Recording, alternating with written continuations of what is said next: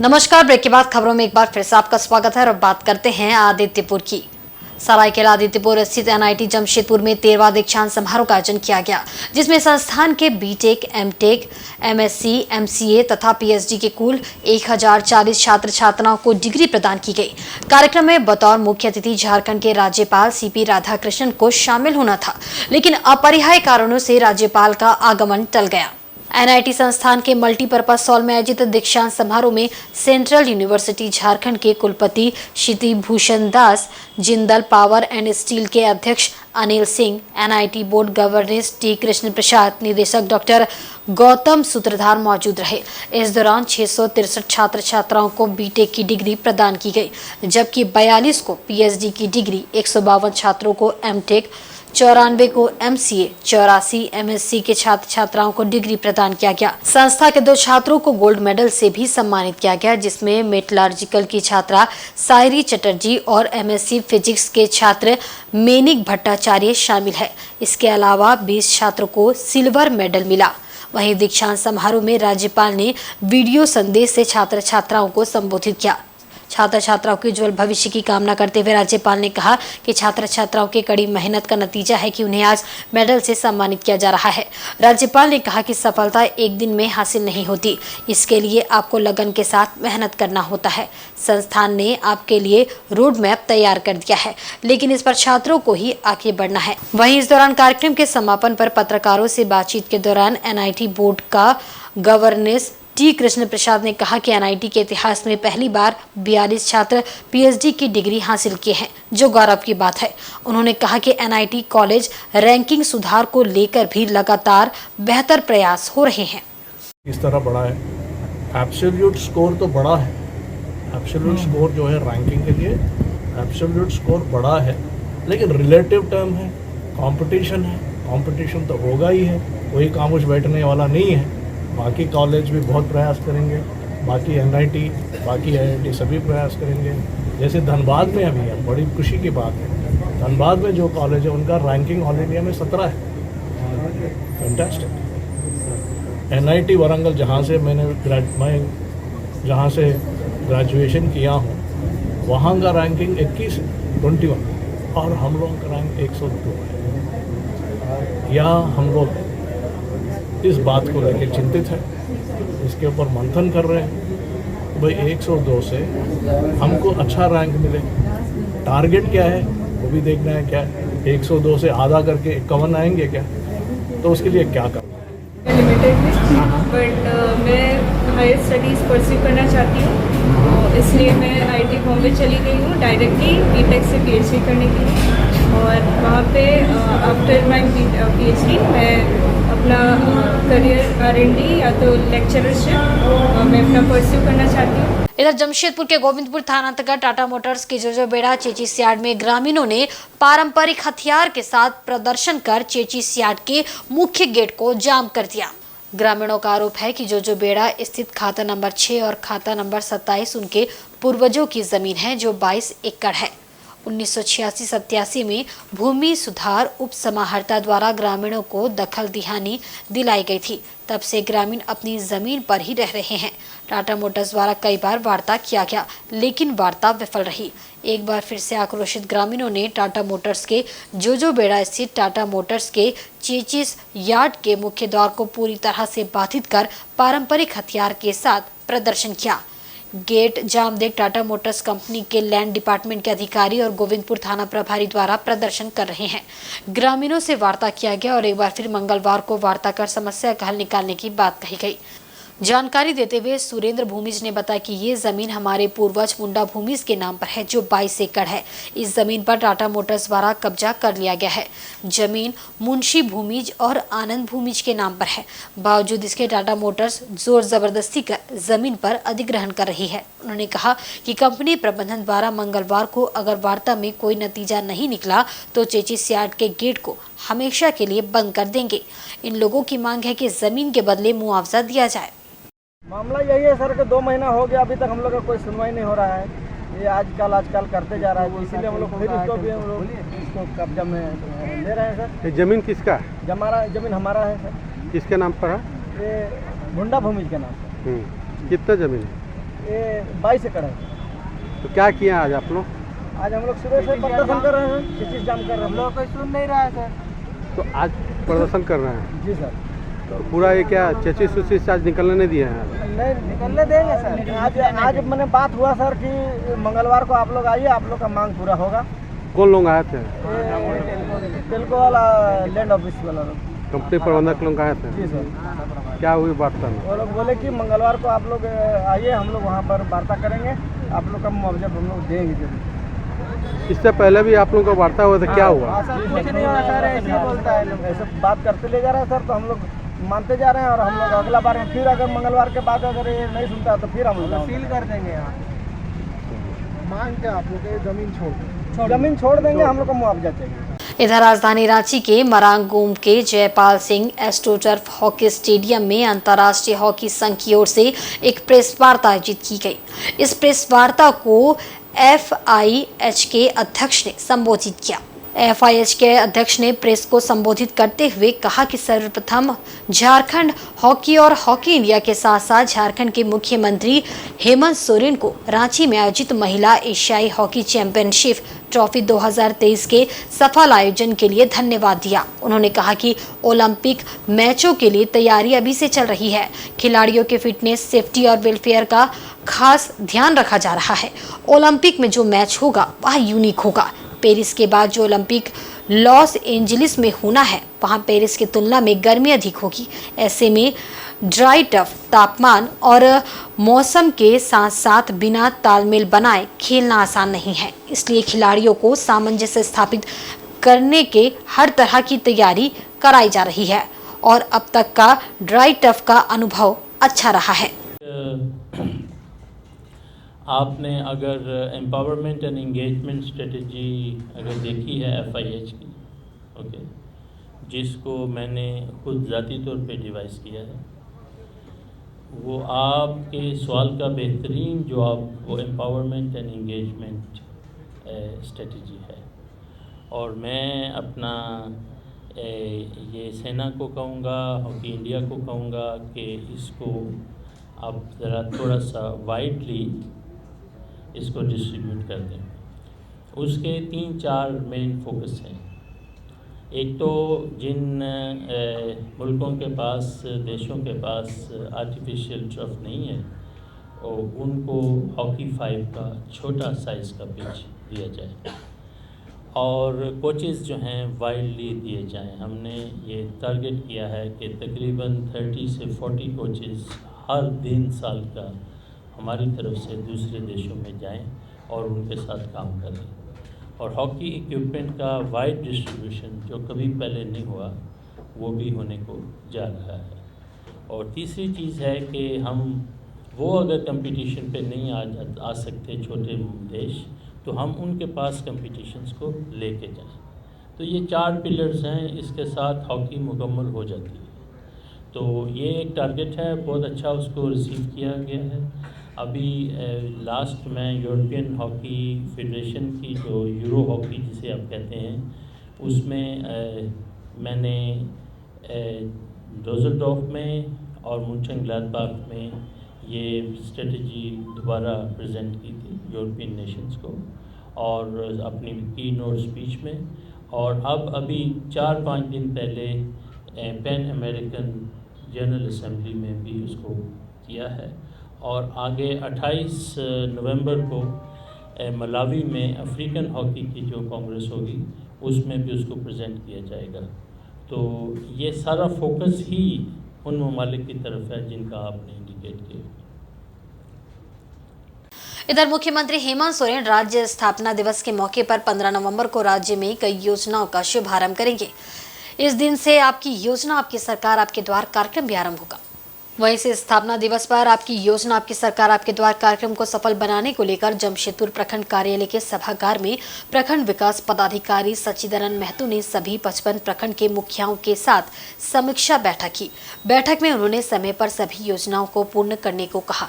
साथ ही लोकसभा चुनाव 2024 के चुनाव को लेकर सभी 55 प्रखंड के मुखियाओं को निर्देश दिया है कि BLO के साथ बैठकर पुराने वोटरों का मिलान करे और ब्लैक एंड व्हाइट फोटो चिन्हित कर नए वोटर आईडी बनाया जाए। साथ ही सभी 55 प्रखंड के अंतर्गत जो भी लोग पेंशन योजना का लाभ नहीं ले पाए हैं उनको जल्द से जल्द पेंशन का आवेदन लेना और लाभुक को चिन्हित करना है।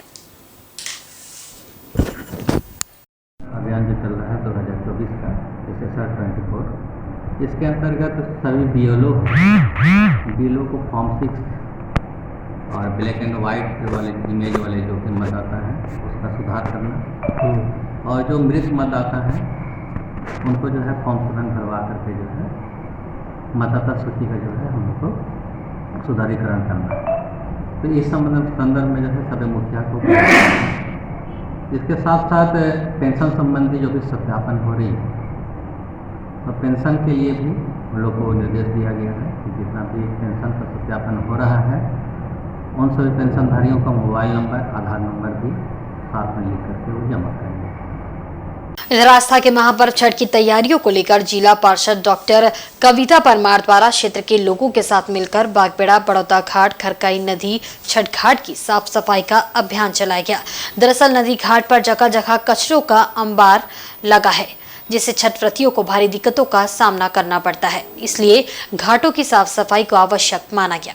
इसी कड़ी में आज बागबेड़ा क्षेत्र की जिला पार्षद डॉक्टर कविता परमार द्वारा क्षेत्र के समाज सेवियों एवं श्री श्री सार्वजनिक दुर्गा पूजा समिति बागबेड़ा कॉलोनी के युवा सदस्यों के साथ बागबेड़ा बड़ौदा घाट नदी किनारे साफ सफाई का अभियान चलाया गया। इस दौरान नदी को गंदा नहीं करने के लिए जागरूकता अभियान भी चलाया जाएगा। कविता परमार ने बताया कि दुर्गा पूजा विसर्जन के साथ साथ घर घर पूजन सामग्री को नदी में प्रवाहित करने से नदी किनारे घाट पर प्लास्टिक के साथ साथ और कचरा इकट्ठा हो गया था, जिसे कुछ हद तक आज साफ किया गया। उन्होंने बताया कि आगे भी सफाई अभियान जारी रहेगा। आज इस पुनीत कार्य में कविता परमार के साथ साथ बड़ी संख्या में उनके समर्थक व गणमान्य लोग मौजूद रहे। Centre for European studies Jawaharlal Nehru university के संयुक्त तत्वावधान में सेंट जेवियर कॉलेज रांची में 2 दिवसीय अंतर्राष्ट्रीय संगोष्ठी का आयोजन किया गया। संगोष्ठी के दौरान विद्वान वक्ताओं ने छात्रों को यूरोपियन यूनियन के संबंध में महत्वपूर्ण जानकारियां दी। रांची के सेंट जेवियर कॉलेज में आयोजित 2 दिवसीय अंतर्राष्ट्रीय संगोष्ठी के दौरान यूरोपियन यूनियन की बनावट, कार्य सिद्धांत और चुनौतियों के संबंध में महत्वपूर्ण जानकारियां दी गई। विद्वान प्रोफेसर BK सिन्हा ने बताया कि अंडर ग्रेजुएट के छात्रों के लिए यूरोपियन यूनियन जैसे विषयों की समझ थोड़ी मुश्किल होती है। ऐसे में अंतर्राष्ट्रीय स्तर के इन विषयों के माहिर जानकारों को सुनना काफी लाभदायक होगा। प्रोफेसर सिन्हा ने बताया कि यूरोपियन यूनियन इन दिनों काफी चर्चा में है। ऐसे में इस विषय पर चर्चा और भी प्रासंगिक हो जाती है, ताकि बच्चे यूरोपियन यूनियन जो आज की तारीख में अभी चर्चा में तो रहा है, लेकिन कॉलेज स्तर पर खास करके अंडर ग्रेजुएट के जो बच्चे हैं वो इससे बहुत ज़्यादा वाकिफ़ नहीं है। तो इस मंच के माध्यम से हमारी कोशिश रही है कि इन बच्चों को यूरोपियन यूनियन की एक बेहतर समझ हम बता सकें, समझा सकें, ताकि राजनीति का अध्ययन करते हुए और विशेष रूप से अंतर्राष्ट्रीय राजनीति का अध्ययन करते हुए यूरोपियन यूनियन कहाँ जगह पाता है इसको वो बेहतर तरीके से समझ सकें और कैसे वो अंतर्राष्ट्रीय राजनीति को प्रभावित कर रहा है उसका एक आकलन करने में वो सक्षम हो। सेंट जेवियर कॉलेज के प्रोफेसर डॉक्टर आशुतोष पांडे ने बताया कि इस 2 दिनों की संगोष्ठी में विश्व के 60 से अधिक विद्वान वक्ताओं ने शोध पत्र प्रस्तुत करते हुए विषय वस्तु पर प्रकाश डाला, जो आने वाले दिनों में छात्रों के लिए काफी कारगर होगा। भविष्य की चुनौतियों को लेकर समकालीन विश्व राजनीति में तेजी से हो रहे बदलाव का विद्यार्थियों के लिए समझना और उसका विश्लेषण काफी महत्वपूर्ण हो जाता है। इस लिहाज से इस 2 दिवसीय अंतर्राष्ट्रीय संगोष्ठी का महत्व और भी बढ़ जाता है। यूरोपीय संघ की संरचना प्रक्रिया और विश्व में अभी उभरने वाली चुनौतियों के विषय से संबंधित इस अंतर्राष्ट्रीय संगोष्ठी का आयोजन किया गया है। इसके आयोजन का मुख्य उद्देश्य समकालीन परिस्थितियों में जो भी अभी वर्तमान समय में बदलाव हो रहे हैं विश्व राजनीति में, उन सभी राजनीति में बदलावों को विद्यार्थी समझ सकें, विश्लेषण कर सकें और गंभीरताओं को जानते हुए वो अध्ययनरत होकर आने वाली भावी संभावनाओं और चुनौतियों का किस प्रकार से सामना किया जा सकता है, इन सभी विषयों पर हमने अभी इस संगोष्ठी का आयोजन किया है। और कुल 60-62 पार्टिसिपेंट्स हैं जिन्होंने विभिन्न विषयों पर अपने शोध पत्र प्रस्तुत करते हुए अपने विषय से संबंधित विभिन्न गहराइयों को जो है वो इस मंच पर उतारने का प्रयास किया है। तो मैं समझता हूँ कि इस सम्मेलन के, इस संगोष्ठी के माध्यम से सिर्फ यह रांची विशेष तक ही सीमित नहीं रहेगा, यह यूरोपियन यूनियन तक भी जाएगा। यहाँ की समस्याएं, विश्व की समस्याएं जो हैं वो किस प्रकार सुलझाई जा सकेंगी, विश्व की चुनौतियों को, उन सभी से संबंधित जो है वो जानकारी उपलब्ध हो पाएगी। तो यह हमारा एक छोटा प्रयास है और आने वाले समय में और भी भावी आयोजन करने का हमारा लक्ष्य है। लालपनिया में 5 नवंबर को हाइडल पावर प्लांट प्रोजेक्ट लगाने के विरोध में प्रदर्शन को लेकर मांझी परगना महाल मुसाबनी प्रखंड कमेटी ने रणनीति बनाई है। तय किया गया कि सैकड़ों की संख्या में लालपनिया पहुंचकर हाइडल पावर प्रोजेक्ट के खिलाफ प्रदर्शन किया जाएगा। मुसाबनी 1 नंबर स्थित आदिवासी कला एवं संस्कृति केंद्र में मांझी परगना महाल प्रखंड कमेटी की एक बैठक हुई। बैठक में लालपनिया में 5 नवंबर को हाइडल पावर प्लांट प्रोजेक्ट लगाने के विरोध में होने वाले प्रदर्शन में भाग लेने के लिए रणनीति बनाई गई। निर्णय लिया गया कि मुसाबनी प्रखंड से भारी संख्या में मांझी महाल के बैनर तले आदिवासी समाज के लोग विरोध प्रदर्शन में भाग लेने के लिए लालपनिया जाएंगे। इस मौके पर मांझी महाल के मातुमारी ने बताया कि धार्मिक धरोहर लालपनिया के लुगुबुरु घंटाबाड़ी में हमारी आस्था के साथ खिलवाड़ हो रहा है, जिसके विरोध में हम सब एकजुट होकर हाइडल पावर प्लांट प्रोजेक्ट का विरोध जताएंगे। इसमें हम लोग ने यह तय किया कि 5 तारीख जो लालपनिया में हाइडल प्रोजेक्ट पावर प्लांट का जो विरोध प्रदर्शन होने जा रही है, इसमें हम लोगों ने यहाँ से भी भागीदारी सुनिश्चित किया है कि हम लोग मांझी महल की ओर से ज़्यादा संख्या से जाकर हम लोग वहाँ पर सहयोगी बनेंगे और इसका हम लोग विरोध करेंगे। इसके उपलक्ष्य में आज हम लोग ने एकजुटता दिखाया है और सब ने हामी भरा है। यहाँ 5 गाड़ी से मिलकर हम लोग लालपनिया के और सुबह 5 बजे से हम लोग निकल जाएंगे। करने का यही वजह है कि हमारी जो धार्मिक धरोहर है लुगुबुरु, जो हमारे आस्था से जुड़ा हुआ है, उस पर हमला हो रहा है, उसके विरोध में हम लोग वहाँ प्रदर्शन करेंगे और कतई हम लोग बर्दाश्त नहीं करेंगे कि इस तरह से हमारे धार्मिक स्थल पर इस तरह की गतिविधियों को संचालन किया जाए। इधर जिला परिषद के अध्यक्ष और उपाध्यक्ष के खिलाफ अविश्वास प्रस्ताव को लेकर शुक्रवार को हुए मतदान की प्रक्रिया को लेकर कुछ जिला परिषद सदस्य आपत्ति जता रहे हैं और 24 घंटे की भूख हड़ताल पर बैठ गए हैं। बता दें कि 17 जिला परिषद सदस्यों ने अध्यक्ष और उपाध्यक्ष के खिलाफ अविश्वास प्रस्ताव लाया था। शुक्रवार को जिला निर्वाचन पदाधिकारी सह उपायुक्त ने समाहरण न्यायालय में मतदान कराया, जिसमें जिला परिषद के 28 सदस्यों के साथ 18 प्रखंड प्रमुखों, 6 विधायकों और सांसद ने मतदान किया। अविश्वास प्रस्ताव लाने वाले जिला परिषद सदस्य इसी बात का विरोध कर रहे हैं। उनका कहना है कि जिला परिषद के अविश्वास प्रस्ताव में सांसद, विधायक और प्रखंड प्रमुख क्यों मतदान करेंगे। जिस तरह लोकसभा में केवल सांसद और विधानसभा में केवल विधायक मतदान करते हैं, उसी तरह जिला परिषद में सिर्फ जिला परिषद के सदस्यों को मतदान का अधिकार होना चाहिए। इसके साथ ही विरोधी खेमे का ये आरोप भी है कि वोट की खरीद बिक्री की गई है, इसलिए सीबीआई और ईडी की जांच होनी चाहिए।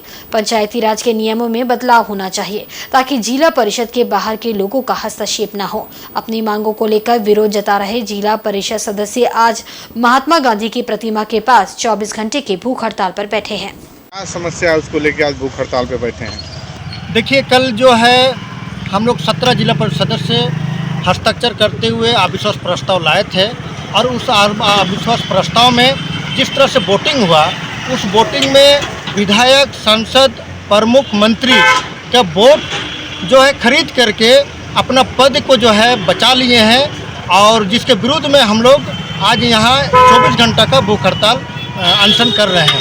हम इस अनशन के माध्यम से कहना चाहते हैं कि जिस तरह राज्य सरकार बनाने में विधायक लोगों का बहुमत और केंद्र सरकार बनाने में सांसदों का बहुमत होता है, तो जिला परिषद में जब बहुमत का बात होता है तो हम लोग 18 जिला परिषद मेंबर वोटिंग करते हैं और जिस हिसाब से जिला परिषद अध्यक्ष के लिए 27 वोट जो है हम लोग को मिलता है।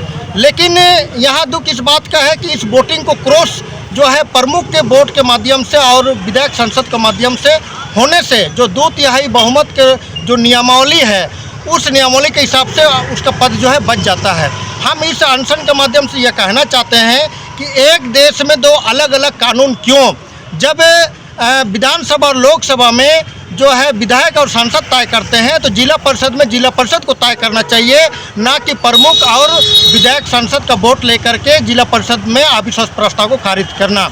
जमशेदपुर में CISCE national kho kho boys championship 2023 प्रतियोगिता सोमवार से आरंभ हुई। शहर के JS तारापुर स्कूल और केरला समाजम स्कूल संयुक्त रूप से इस प्रतियोगिता की मेजबानी कर रहे हैं। इसके उद्घाटन समारोह में Tata steel sports head Mukul Chaudhary मौजूद रहे। इसमें वैसे छात्र शामिल हो रहे हैं जो पूर्व में जोनल और रीजनल खेलों में बेहतरीन प्रदर्शन कर चुके हैं।